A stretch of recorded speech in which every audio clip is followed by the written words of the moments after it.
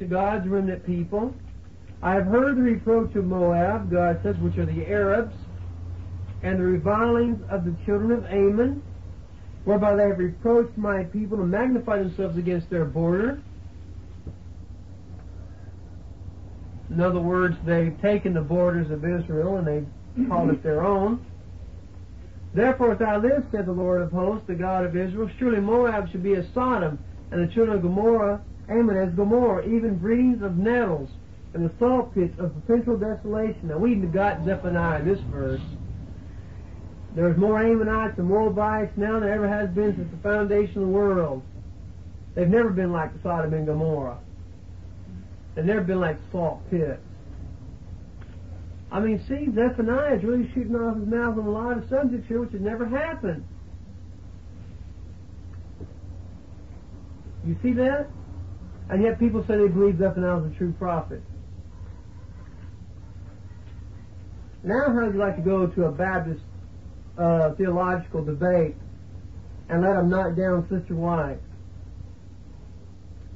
We can go with the grace of God and just pull the whole carpet up underneath them, huh? Mm-hmm. We could really give a hand to the atheists now if we wanted the atheists, couldn't we? You see? See how we're supposed to read the Bible to see if these things happen. That's why the book's written. To judge these men. To see if they be of God or no. The residue of my people shall spoil them, and the remnant of my people shall possess them. Has that ever happened yet? No. N-O-0. Never. This shall they have for their pride, because they have reproached and magnified themselves against the people of the Lord of hosts. Who are those people, I wonder? Well, Isaiah 16 says that David goes down into the land of Jordan, right? Land of Moab. We've got to think about this, don't we? Lord will terribly terrible unto them, for he will famish all the gods of the earth, and men shall worship him, every one from his place, in all the isles of the heathen. Ye Ethiopians, also ye shall be slain by my sword. And he will stretch out his hand against the north and destroy Assyria. I thought Assyria was already destroyed. That was Jewish Assyria, wasn't it? Well, we're just talking about in Zephaniah's day. Yeah. I mean, you knock out 185,000 Assyrians, you pretty well knocked out their army, the effect of their army, because first of all, when that army was knocked out, all the other nations were set free. Weren't they? Mm-hmm. But we know that his son took the throne, but they were not a mighty nation anymore. Yes, David? Manasseh paid tribute to the king of Assyria. Yes, he did. He was taken captive. He did. And he was taken to Babylon. Uh-huh. But again, that title, the scholars in putting that title of Assyria, he was taken where again, David? You already answered your question. He was taken to Babylon. Why was he taken to Babylon for? Babylon had not conquered Assyria yet at that time. Yes, they had. Yes, they had. Assyria fell in 612 B.C. to Babylon. Yes, that's what the historians tell us, but there's something that I know that y'all don't know yet. Now let's take a look at something. Who took the 10 northern tribes? Assyria. Hold on a second. Who was placed there? Chronicles tells you. Babylonians, Medes, all these people. Okay? Now let's look at another story. To understand this thing about the Assyrians, you have to look at this story. Rome fell when? When did Rome fall? When did Rome fall? Well, its history says 476 AD. Okay, now the historians tell us that it fell when? Fell slowly. Oh, it never has fell, the Bible says. Okay, now, when we're talking about inspiration, a lesson we need to learn. Mr. White says a mysterious power rose during the time of the Reformation from Europe, right? My Bible tells me that Daniel saw the little horn-head power even the time when the Ancient of Days came and the thrones were cast down. Now, inspiration recently revealed, now I don't mean to throw our understanding of history away, but I'm just saying that we have to understand something more clearly than any scholars ever understood. Daniel in Daniel chapter 7 says he saw the little horned head pile. He beheld it. Till when? Ancient days. The thrones were cast down. Has that happened yet? No. But Zephaniah tells us about this event. See what I'm saying, David? Your scholarly studies are a benefit for the sake of argument to those who want to go by that type of study. Ten-toed kingdom? Huh? Ten-toed kingdom? Exactly. And the ten-toed kingdom represents something else, too, amongst the world. Revelation 13, we have a 10-horn kingdom and a 2-horn kingdom, which unite together, making up a what? Deuteronomy tells us that God divided the tribes of Israel according to the nations according to the tribes of Israel. Right? 12. We're fixing to fulfill an antitype in the last days which all the prophets foretold. Even the prayer of Deborah foretold this prophecy. Even the prayer of Samson's mother. We're going to study this in a minute. Remember when Samson killed the lion? What was found in the lion? Bees. And he ate of this honey. Now, according to Moses' law, you were never to touch the carcass of a dead animal, much less eat honey out of a dead animal. Huh? What? Nobody was, according to the law of Moses. You'd be defiled, and then you needed the sacrifice of the red heifer to purify you. But he not only ate it, even he gave it to his mother and father to eat. Now there's a hidden mystery in that. Because it deals with the Assyrian, it deals with Babylon. Yes. There were certain people delegated to the removal of the dead body. When they also had to purify themselves afterwards with the ashes of the red heifer. Well, it was something that God wanted us to realize that sin causes death, and death is a contamination. But it was symbolic of something for the future. Today we have living dead. You see? We have living dead. Now let's take a look now. Manasseh, here's another thing. This is hard to hash out. Manasseh was more wicked than any of his fathers. Wasn't it? Yes. Now let's take a look at this. Though Isaiah says there shall, out of the servant's root shall come forth the cockatrice. Who's the cockatrice supposed to be? Hezekiah. And his food would be a what? Okay, so Manasseh was supposed to be more notorious against the Philistines, according to the prophecy, than Hezekiah was. But did Hezekiah go out and destroy a bunch of Philistines? He destroyed who? The Assyrians. So if that's the case, then did Manasseh become more notorious against the Assyrians than before?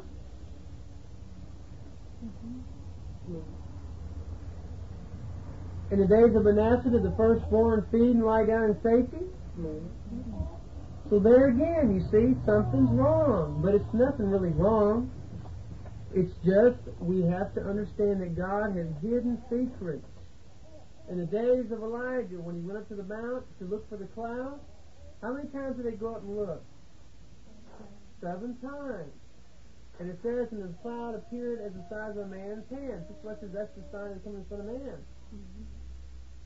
You see? All the Bible, which was written in a way that Satan would not be able to destroy the symbol. You see? You find your margin when it talks about Asher and stuff like that and refers to Assyria. The Assyrians were the ancient Americans, is what they were. Who understands that? America consists of what nationalities? All kinds of nationalities. Right? Now, you still with us, David? Huh? Are you understanding this, or are you having a problem over there? I don't really agree with that. I know you don't, But I don't agree with the way you've been doing your past few weeks here either. I mean, you know, we've been talking in the past few years and stuff about inheritance and things like that. I'm here to warn you. You've had this experience over and over again. God's a little bit wiser than what we are, and our human wisdom's going to end up as ashes one of these days. You're not listening. I've been explaining it here for the past 5 minutes. Let's take a look at something. I stated as a foothold that Daniel, he sees a little horn-head power. Now, all Adventism says little horn-head power is who? Where's the record at? How can we prove that from the Bible? Daniel 11 says he shall forecast devices against his strongest hold. Right? And shall prosper. And shall honor the God of forces. Now, is that the Pope? Not according to my Bible, it's not. It's the Assyrians. See, we have to stop and think now. We've accepted Seventh Adventist doctrine, and it's just like as much light to be revealed. You see, now, we've been having studies every day for a week here, right? So, you know, David and the bonds are at a disadvantage because this is a very unique subject we've been opening up. The Assyrian. We have the history of the Assyrian as recorded in Chronicles, as recorded in Kings, as recorded in the book of Isaiah. Right? We also have the history of the Assyrians recorded by the judges too, don't we? Right? Butter and honey shall everyone eat that is left in the land, Isaiah 8 says. Left in what land? The land of what? Land of Israel. Okay? Micah is definitely a book about prophecy, isn't it? Let's stop this here. Micah is a book about prophecy in regards to who? The what? The Assyrians.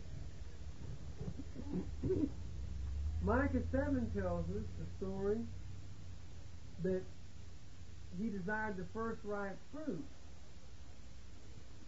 And yet Micah 7 is a story about what? Whose character can you see in the book of Micah? Brought to view.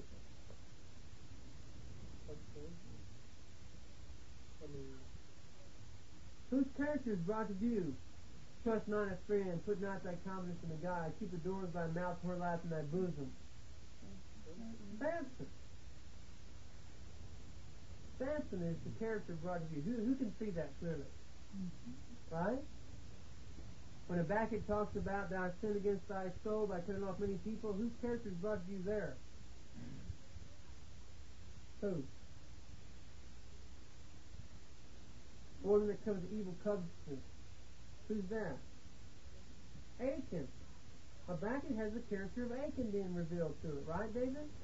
We know this, don't we? But these are all titles that are referring to the who? The Assyrians. Okay? The Assyrians. Yes. Now, immediately the Assyrian, when you're talking about somebody in the Assyrian, it's a frame of mind, it's a spirit. Exactly. That's the only way we can see it, David. When you said the United States and the rest of the Assyrians, do you mean the literal descendants, or you mean yes, they are. We are. Or do you mean it's the way their attitude is?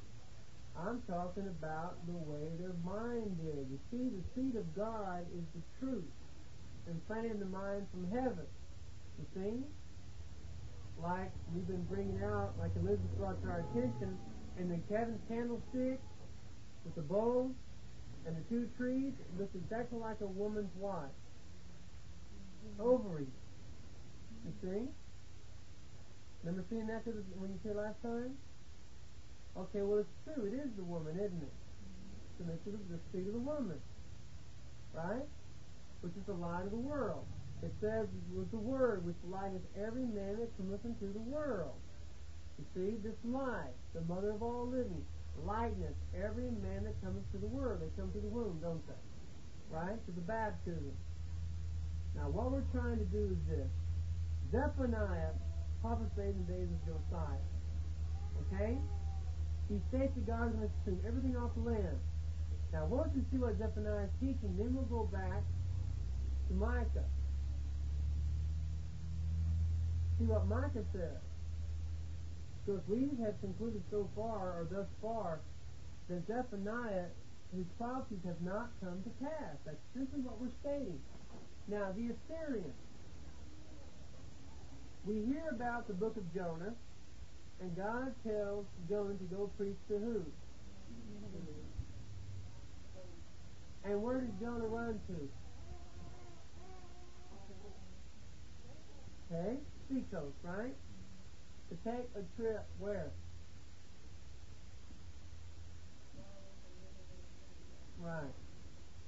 But in this boat ride, there's people there from all religions in this boat. Right? And then comes the time of trouble, a great tempest. You see, all the prophets, especially the book of David does. Psalms all talk about this great tempest. And Jonah is thrown overboard, because Jonah explains that it's because of him that this is happening. And so, when they throw Jonah, when they kill Jonah, right, then the sea is calm. And everybody's instantly converted, aren't they? To the God of Jonah. So Jonah's death brought salvation to the boat. Okay? Then Jonah is mysteriously carried by a fish, as Brother Hodges says, a symbolic told his death, right? To the shore, and he's spit back up on the shore, comes back to life again, in other words, 3 days, right? 3 nights. And what happens is he comes out of this well, which was death. He says in his little parable there, right? The depths of hell, the bottoms of the mountains and all that. I never have been able to figure out humanly how he could be in the belly of a well and see the bottoms of the mountains. Maybe it was a submarine, huh? Maybe he just thought it was a well, right? Could have been a submarine or something. Right now we got to be logical in this, don't we? Right? I don't see how reeds can be wrapped around his neck either, you see. That's maybe the fish had eaten some seaweed or something. But you know, that's neither here nor there. The story is that God, with this fish, took Jonah, threw him up on the shore, and says, go to Nineveh and pray to that city. Okay? But these people don't even know between the right hand and the left hand. Okay? So Brother Hunter says that's a type of something for the last days. The guy's determined to use Jonah to preach the gospel. He says, oh, he probably looks pretty white. I don't know. But the thing of it is that we're looking at that story because he goes to Assyria to give a message to Assyria. Message of Jonah. And then he got mad because the Ninevites repented. Brother Hodge says that's the type. But then Brother Hodge says, how is it the Assyrians repent at the same time they're destroyed because they don't repent?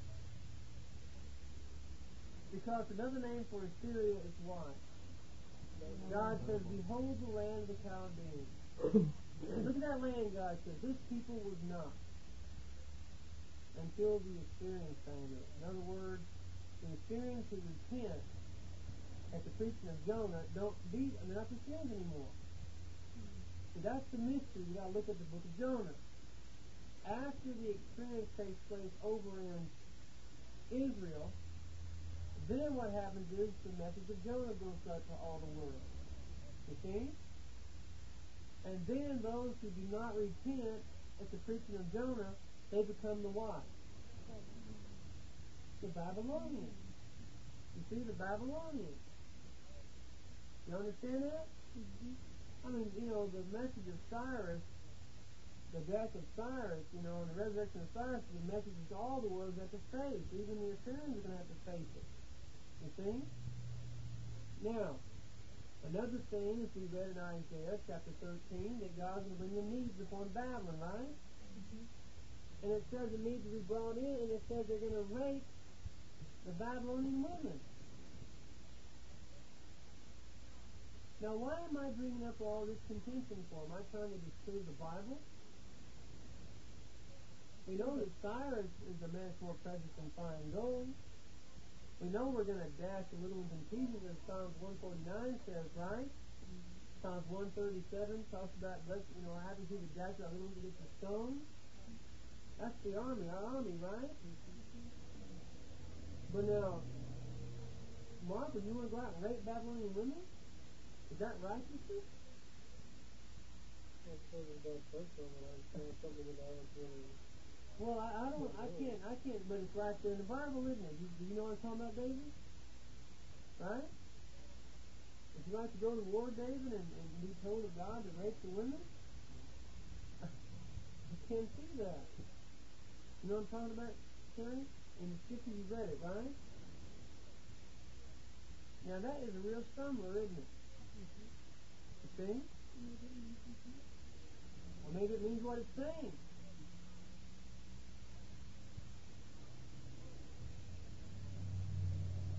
You ever thought about that?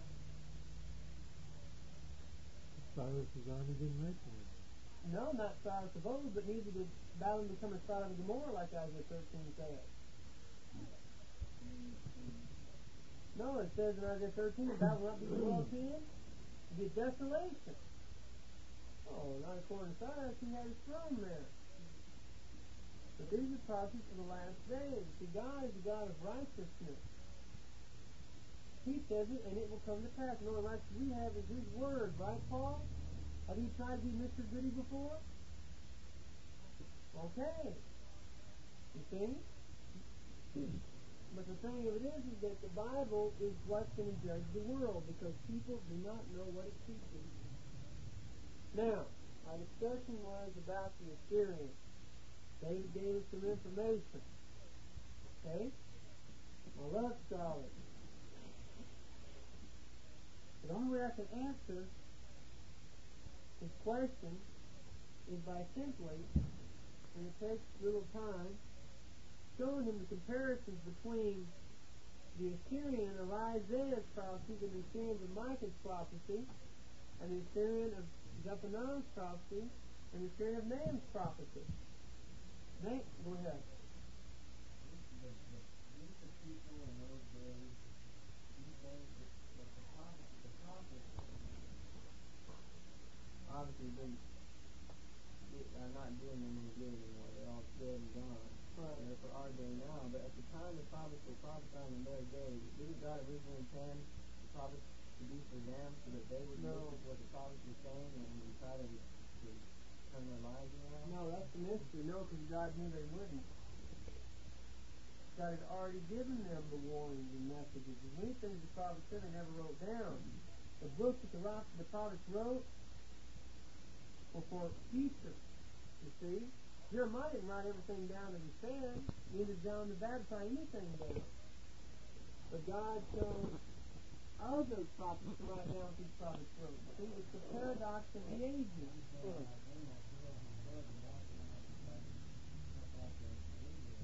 Right. Yeah, they said go down and preach to the land of Judah. Right? He'd go down there and preach. But he told them a thing or two, didn't he? But Amos come up with 3 transgressions and for 4, I'll not turn away the place thereof. Well, what does that mean? Mm-hmm. Yes, that did happen. It did happen. But was it for the 3 transgressions and for 4? Did the Lord voice not out voice in Jerusalem and have to take the service mourn? Never happened, did it? In the light of Joel says the same thing, but it didn't happen, did it? The mighty ones didn't come down, did they?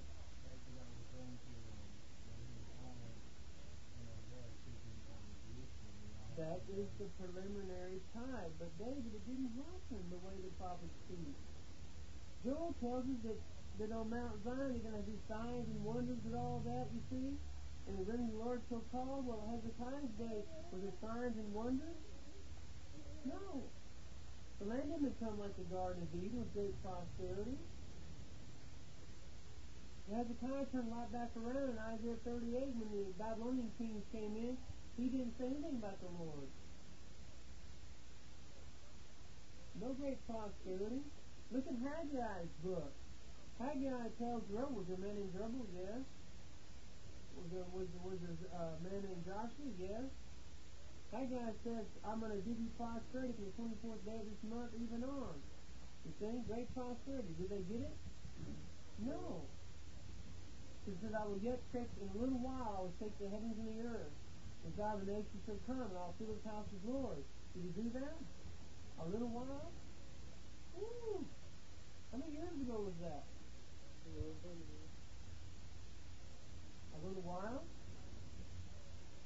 See, now, what we're trying to do is we're trying to bust up the foundation like this concrete out here. I want to just pour the top on it, right?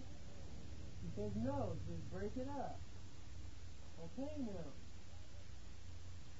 In the story of Samson, God had an invitation against the Philistines. God, in his own righteousness, was allowing Samson to go down and to mess with these Philistine girls. Right? What do you hear in Isaiah chapter 16? 16 what takes place is David goes down and he sees the daughters of Moab, doesn't he? Right? To take counsel, to keep judgment. I'm my outcast, Moab. See? So now, is he going down there to play with those girls, or what? What's the story there of the daughters of Moab? You see? Well, you know, all these lessons. Samson goes down to the land of the Philistines, sees a Philistine girl there. Wants to, so he goes down to and makes a marriage feast, a marriage supper, and what takes place is, and then in so doing, he gives a parable. He says, what's mighty and what's sweet, you know? And he's given a parable about how he killed the lion. A lion is a symbol of what? Babylon. And the honey is a symbol of what? Your sin. Your sin is contained inside the what? The dead carcass of the lion. So ancient Babylon, which is a dead nation, is actually alive through what? The bees, the workers. The Assyrian tooth is one that reveals the dead body of the lion, which Samson tore in pieces. Now what does Samson mean? It means little son. You see? He's little. Now, we look at that story and we see there a picture. How many locks of hair did he have? It was long hair, wasn't it? Right? And how did he get the victory over the Philistines, over Dagon? Dagon, who Samson had to get victory over, Dagon was a god that was actually a what? Pig. You see? Jonah was followed by a what? By a fish. You see? It doesn't say well to the fish. You see? So now, we look at these stories, and in the pictorial pictures, we see things that could never be understood. Right? Well, like when Gideon's army went in. Right? It was a barley cake that smote them, didn't it? A symbol of something. Now, if we're going to learn about this sin, we have to learn it the same way that the prophecies between these prophecies together. And that's what's complicated to do for people, because people, not all of us here, have the same knowledge of the truth. Now, all of us are studying these prophecies every day, and reveal. When you don't study it every day, you cannot be familiar with it. So when I try to progress to a different level of understanding, those who have not been studying to know what the Bible teaches cannot progress. So how can you people? See? You just can't sit here every day and let me talk to your ears. You've got to eventually get a knowledge of the truth. You've been reading Chronicles and Kings about the sin, haven't you? Right? That tells you what happened in the days of Hezekiah. But the Assyrians had been giving God's people trouble for a long time. Where did Asher originally come from? So Michael tells you point blank that they're going to waste the land of Nimrod, aren't they? Inches thereof? Now, how does that go back in time? Samson was against the who? Philistines, right? He was blinded, and when his hair grew out, he was strengthened and he destroyed other Philistines more in that one death than he had done in all the 20 years that he had been judged. Right? In his death, he destroyed more Philistines than anybody else. And that's a picture of something. Right? In his death. Now Solomon had a lot of wives, didn't he? Right? So through the marriage vow, that Samson destroyed the Philistine, and it was also through the marriage vow that Solomon got destroyed. You get the prophecy of Isaiah chapter 14 says that out of the north shall come with a smoke. The song of Solomon says that smoke is a what? A chariot. A bed, you see. So there's a hidden secret. God today has a plan contrary to any human planning. It's a plan to destroy mankind in a way that they never known. A way that he can save them. And we're privileged to break down the walls of human wisdom, which is human strength. So what do you think Psalms 9 was written for? Why do you think God in his wisdom wrote Psalms 9?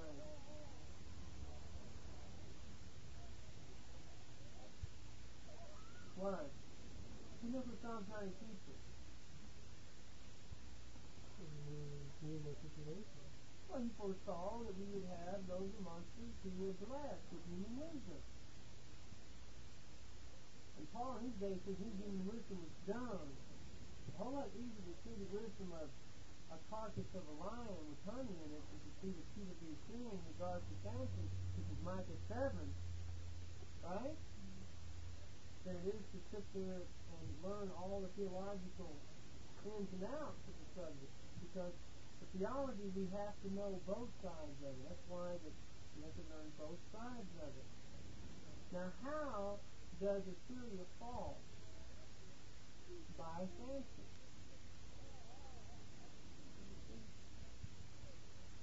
His death. Okay? God calls Babylon Assyria in Isaiah 14, doesn't it? I'll break the Assyrian in my land, and on my mountains set him underfoot. Isaiah 13 says the Lord's going to come down. Set upon the high places of the earth, right? The mountains, right?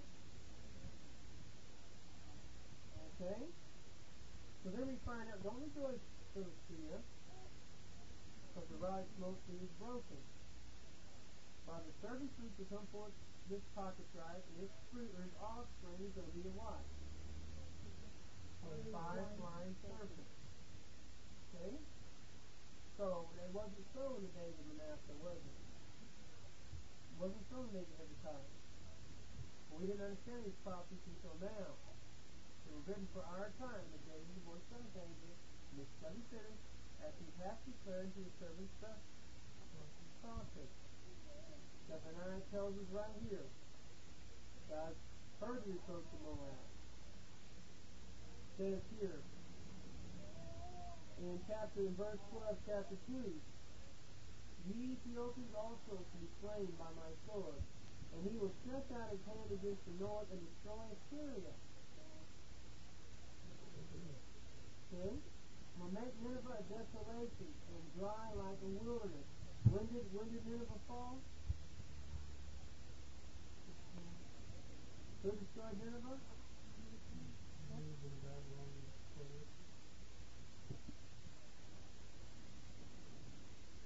And flocks shall lie down in the midst of her. All the beasts of the nations, both the cormorant and the bittern, shall rise in the upper rooms of it. Their voice shall sing in the windows. Desolation shall be in the threshold, for each of uncovered to see their work. The same as what Micah's saying, isn't it? Right? This is a rejoicing city that dwelt carelessly, that said in her heart, I am, and there is none beside me. Now is she become a desolation, a place for beasts to lie down in. Everyone that passes by her shall hiss and wag his head. Why hiss? You know, look. This sounds exactly like Babylon, doesn't it? Doesn't it? Mm-hmm. So the Babylonians destroyed the Babylonians? That's a mystery.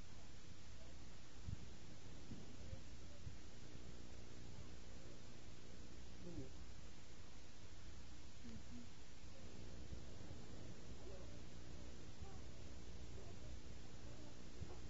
In the last days, the nations of the earth take titles, don't they? Chapter 3, woe to her that is filthy and polluted. Who's the one that is woe unto? The attractive city still obeys not the what? The voice of chapter 1 says, the great day of the Lord is near. It is near and haste is greater, even the voice of the day of the Lord. That's the voice you wouldn't listen to, isn't it? Because she receives not correction.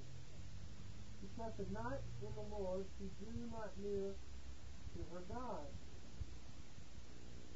In other words, this Assyria has a God.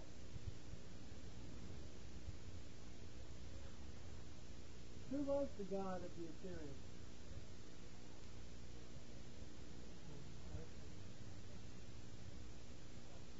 Was God at telling her that she draw nigh to her God?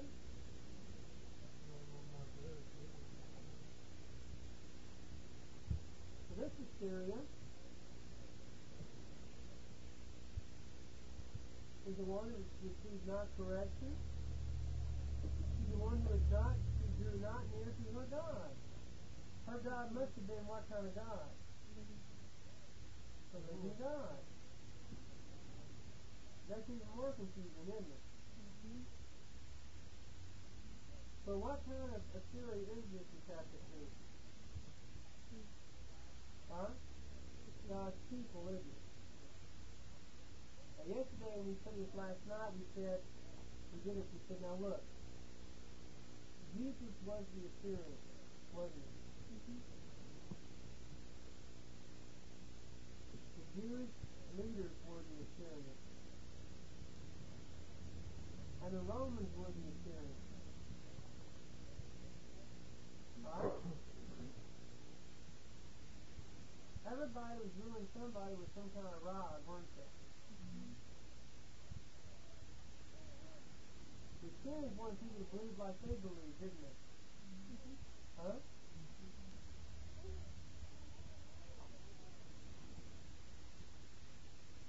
Who was in control of the Assyrians? God was. That's when you look behind the door and see what's really taking place behind the scenes, right? So Isaiah, his God is a living God. And he's telling people to turn to his God, so Isaiah jumps in the bed when he hears the Assyrians coming. Because he knows the Assyrians, the God is in control of the Assyrians. The Assyrian is God's helper. The rod in his hand is indignation of God. And Isaiah knows that the thing that God's going to do to him is he's doing God's will. Isn't it that simple? Mm-hmm. Right? It's that simple, isn't it? Now, why did Samson eat the honey out of the carcass of a bear? Out of the carcass of a lion? Huh? Well, now let's take a look at it now. You're not supposed to touch the dead carcass.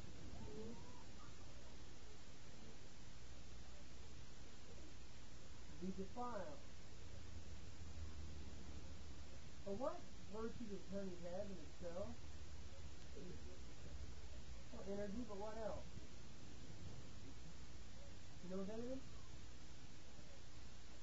Honey has something in it that... Well, how long does honey last? Indefinitely. Why? Because it's what? What does it have in it?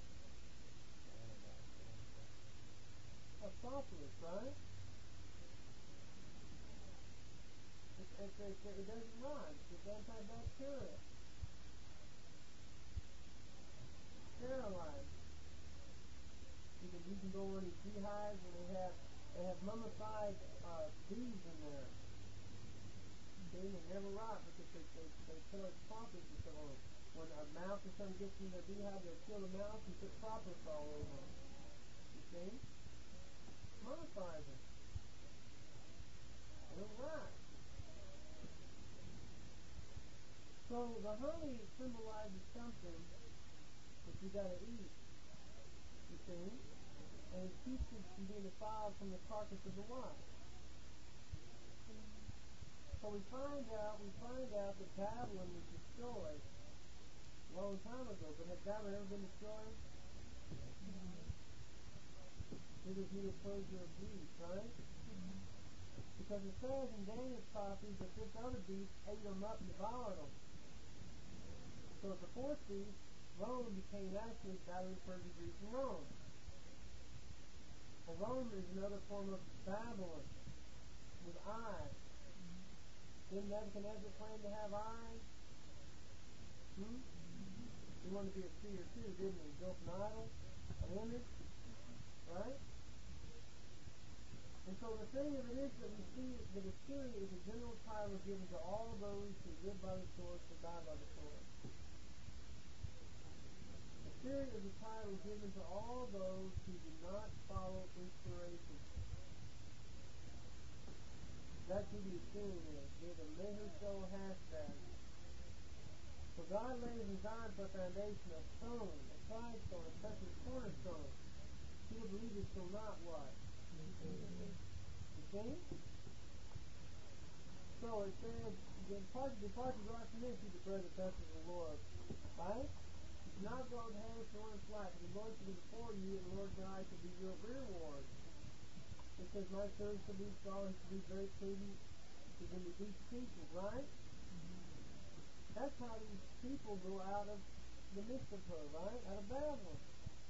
The only Babylon we can get out of right now is not by getting on an airplane driving and going over to Israel. When you get over to Israel, what are you going to be in? Babylon. The only Babylon that we're getting out of right now is the Babylon of this book here. If you don't understand this book correctly, and what inspiration is correctly, you never will be in any kingdom of God. Zechariah says, this is the word of the Lord unto the lovable. What does lovable mean? From Babylon, right? So, if we're in Babylon, if we're in confusion, what is the word of the Lord to the ones from Babylon? Not by might nor by power, not by human wisdom or human understanding, in other words, but by might, the woman, the seed of the woman, right? By my spirit, said the Lord. So we find out in Psalms 90 that our sins are in front of God. Psalms 90 tells us, and our years are 310. This by reason of strength, if there are those of us who in our body wish to persevere and use their human wisdom, which has already happened, how many more years do we get? Well, we're in the spirit time now, aren't we? But any day can be cut short in righteousness, and no one knows when it will be. It will be today, it will be tomorrow. See? It will be next week. We shall all what? Fly away. Because the offspring is a fire flying serpent. You see? That's the offspring, a fire flying serpent. Now, that prophecy was put there specifically for us. See? God knows about this. He's been blessed with wisdom. God's been working with him for quite a while and making great improvements, but I'm sure he wants to make more improvements, right, God? Yeah. You don't want to lose out on this truth. I mean, let's face it. The vision in Australia that I had,